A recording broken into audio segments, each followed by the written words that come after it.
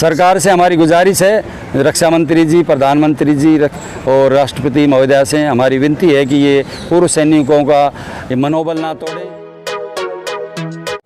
आदाब, नमस्कार, सत श्री अकाल। मैं अब्दुल कलाम, आप देख रहे हैं दा कलाम न्यूज़। पूर्व सैनिक 1 रैंक 1 पेंशन को लेके देश के हर राज्य से अपना भागीदारी देने के लिए जंतर मंतर पे आ रहे हैं और सरकार के पक्ष में, सरकार के विपक्ष में 1 रैंक 1 पेंशन की बात जो विसंगतियाँ हुई हैं, इन सरकार ने करी या इनके अफसरों ने करी, बेबाक तरीके से विसंगतियाँ बता रहे हैं और सरकार का विरोध भी कर रहे हैं, पक्ष भी कर रहे हैं। सर, आप कहाँ से आए हो आज?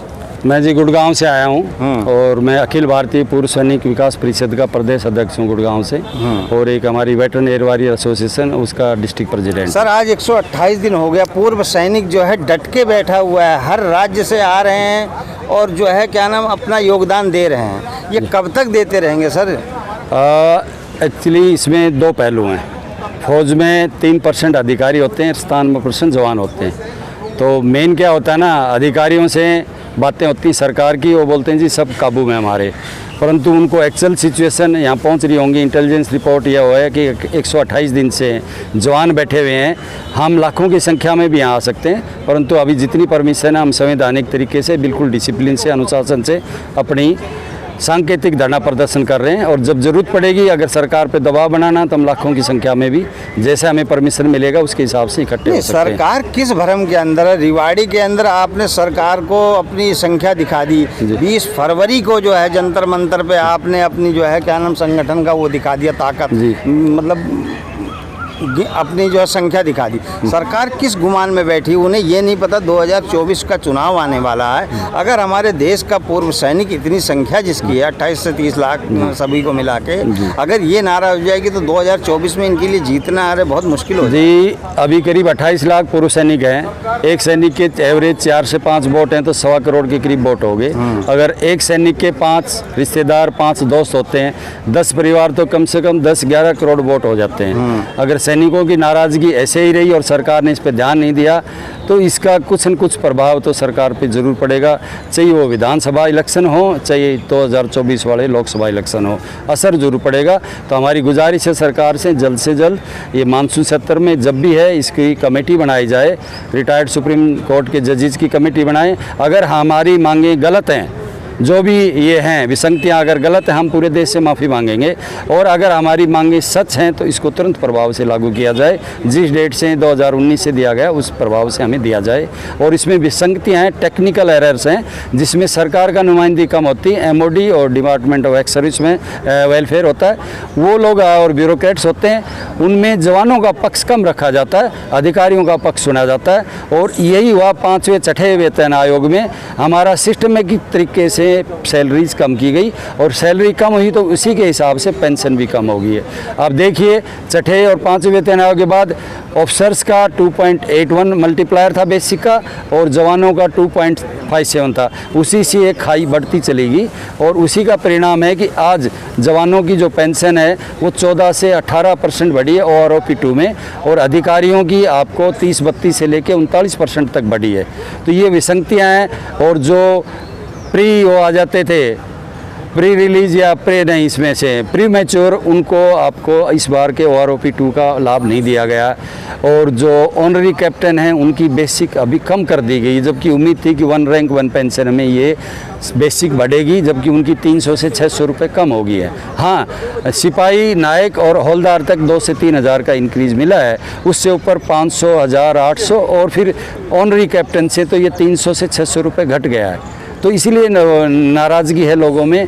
कुछ विधवाओं का है जो भी है और MSP का इश्यू है। जो बॉर्डर पे जोखिम अलाउंस है वो जवानों को 5000 5200 है, नर्सिस को 10,000 है, अधिकारियों को 1500। जोखिम तो सभी के लिए बराबर होता है। अगर आप बॉर्डर पे हैं, लेह में हैं, लद्दाख में हैं, तो जो नर्सिंग स्टाफ है वो तो हॉस्पिटल में होता है, वहाँ से काफ़ी दूर, उनको 10,000 दुगना है और जवान को आधा है। तो हमारी उम्मीद है सरकार इसके ऊपर उचित निर्णय ले और इस हमारी जो समस्या है इसका समाधान जल्द से जल्द। ऐसा होता है, अभी जो वो विधवाएँ हैं इसमें कुछ, मैंने लोगों को 20 फरवरी से आज तक मैंने जो है हज़ारों वीडियो बनाई है पूर्व सैनिकों की, उसके अंदर मेरे को ऐसे लोग टकराए हैं जिनकी सैलरी 9,000 रुपये है। एक्चुअली क्या है ना, अगर और जवान किसी की वही उसी विधवा की सैलरी एक की 30,000 है और जिसकी 9,000 उसके पास 3 बच्चे हैं। अगर क्या नाम इतने जो है कठिनाई के अंदर पूर्व सैनिक की विधवा अगर अपने बच्चों को पालेगी तो लोग बाग अरे क्या नाम बॉर्डरों पे क्यों जाएंगे मरने के लिए। इसमें क्या है, देखो अधिकारी 58 साल 60 साल कर में नौकरी करके रिटायर आते हैं। जवान है जो आर्मी में हैं वो 15 साल 14 साल 18 साल करके 30 से 35 साल में 38 साल में 40 साल तक वो आ जाते हैं। अगर उस जवान की घर पे आने के बाद किसी वजह से मृत्यु हो जाती है तो उसकी विधवा को 7 साल का प्रोटेक्शन है या 67 साल की उम्र तक वो मिलता है फुल, उसके बाद 50% हो जाती है। अब जिस जवान की बेसिक ही अगर 15,000 है उसको विधवा को 7,500 मिलेंगे, तो उसको गुजारा करने के लिए बड़ा मुश्किल है। तो हमें चाहते हैं कि जैसे जवान की मृत्यु हो जाए पेंशनर की, तो उसकी विधवा को वो जितनी पेंशन जवान को मिलती थी उतनी मिलनी चाहिए, क्योंकि ये बहुत कम है आज के टाइम में गुजारा, उसके बच्चों को पालना, अच्छी शिक्षा देना, और उसके लिए बहुत मुश्किल कठिन कार्य हो जाता है। जिस तरह से बताया विसंगतियों को आपको टेबल से लेके बहुत सारी जानकारियाँ, क्यों आपने जो है एजुकेट आदमी है, पढ़े लिखे हैं और आप अगुवाई भी करते हैं, तो सरकार से कुछ जो है इन विसंगतियों को मतलब दूर करने के लिए जल्दी से जल्दी कोई कार्रवाई करें, क्योंकि 128 दिन हो गया, सरकार को संदेश दे दें। देखो हमने अपने लेवल पे डीएम साहब को ये ज्ञापन दिया, सांसद महोदय को दिया, विपक्ष की पार्टी के सांसद उनको भी दिया है, हमने एसडीएम को तहसीलदार को भी दिया है। शांतिपूर्ण चल रहा है और हमें ये उम्मीद है कि अभी मानसून सत्र में ये मुद्दा जरूर उठेगा और उम्मीद है कि जुलाई अगस्त तक इसका कुछ न कुछ समाधान होगा, कमेटी बनेगी। इसी धरने से वो भी ये कहना कि अगर इन्होंने हमारी कोई बात नहीं करी इस सत्र में तो जो हम संसद को घिरावा करेंगे। देखो जो होगा, हम फौजी आदमी अनुशासित,